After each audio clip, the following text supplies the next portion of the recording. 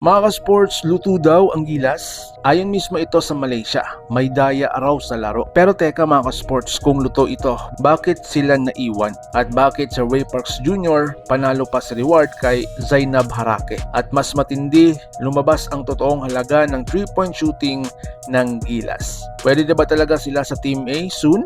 Alamin natin. Kung trip mo po ang ganitong content, paiwan ng follow at pa-subscribe na din. Tara po, simulan na natin. Mga ka-sports, trending ngayon sa social media, Gilas versus Malaysia, luto daw ang issue. Matapos ang solidong panalo ng Gilas Pilipinas, umingay sa social media ang payag mula sa ilang Malaysian fans at analysis na luto daw ang laro. Ang reklamo, ang referee calls, physicality ng Gilas, mabilis na takbo ng laro. Pero kung susuriin natin, mas agresibo lang talaga ang Gilas, mas handa sa depensa at mas disiplinado sa opensa. In short po mga ka-sports, hindi luto.